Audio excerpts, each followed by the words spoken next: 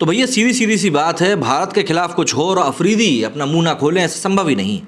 अफगानी cricketer नवीन उल हक को लेकर इस समय आईपीएल में जो विवाद लगा हुआ है, जिसमें कि उन्होंने कोहली के साथ में बदतमीजी करी थी, उसके बाद शाहिद अफरीदी अब नवीन उल हक के सपोर्ट में आ गए।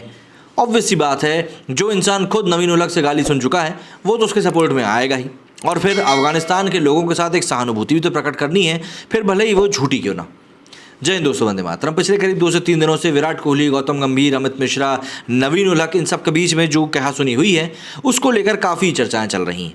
इस चर्चा के कारण ये भी है कि एक बात इतनी ज़्यादा बढ़ गई थी और इसके फ़ोटोज़ और वीडियोज़ इतने वायरल हुए कि हर एक ऐसे मतलब इस इंसिडेंट की तरफ ध्यान चला ही गया कि यार ये आखिर चल क्या रहा है। अब देखिए, दरअसल जो भी कुछ ये चीज़ें हुई हैं वो मतलब इतनी ज़्यादा घटिया हुई हैं कि विराट कोहली के ऊपर 1 करोड़ का फाइन लगा, गंभीर के ऊपर 25 लाख का लगा, नवीन उल हक के ऊपर 2.25 लाख का लगा। तो ये कम अमाउंट नहीं।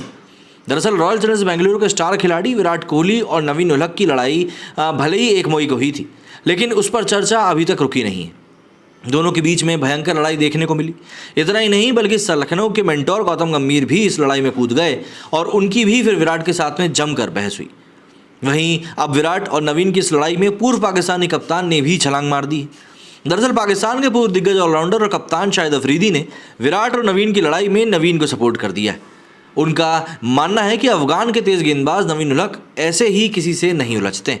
मतलब ऐसा लग रहा है अफरीदी तो उनको संत महात्मा बता देंगे कुछ दिनों में। खैर, पाकिस्तानी क्रिकेट टीम के पूर्व दिग्गज ऑलराउंडर शाहिद अफरीदी ने विराट कोहली और नवीन उल हक की लड़ाई में नवीन का सपोर्ट करते हुए एक बड़ा बयान दिया है। उन्होंने कहा कि नवीन केवल तभी रिएक्ट करता है जब कोई उसे अनावश्यक रूप से परेशान करे। मैंने उसे अक्सर गेंदबाजी करते हुए देखा है, उसे रन भी पड़ते हैं, लेकिन उसने कभी किसी से लड़ाई करने की कोशिश नहीं करी। मुझे याद नहीं आता कि मैंने इसे कभी इतना आक्रामक देखा। 46 साल के शाहिद अफरीदी ने आगे अपने बयान में नवीन को बैक करते हुए कहा कि तेज़ गेंदबाज ऐसे ही होते हैं। शाहिद ने कहा कि हर टीम में आक्रामक खिलाड़ियों की एक निश्चित रेशियो होती है, हम भी करते हैं और ये सामान्य है, ऐसा होता है। तेज़ गेंदबाज स्वाभाविक रूप से ऐसे ही रहते हैं। बता दें कि पाकिस्तान सुपर लीग यानी कि पीएसएल में नवीन उल हक और शाहिद अफरीदी के बीच में भी बहसबाजी जो है देखने को मिली थी।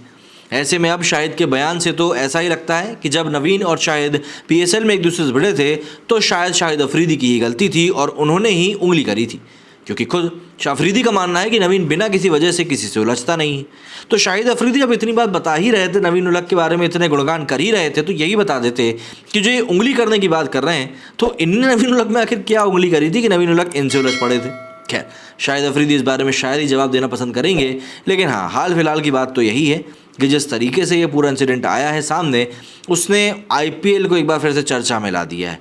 वहीं जियो तो भैया 360 डिग्री के साथ ही पूरे मैच दिखाता है, तो जियो की इस सेवा का भी लोगों ने भरपूर आनंद उठाया है और शायद यही एक बड़ा कारण है कि पब्लिक जो है बिल्कुल इस इवेंट के बारे में एक के बाद एक खबरें निकाल कर सामने ला रही है।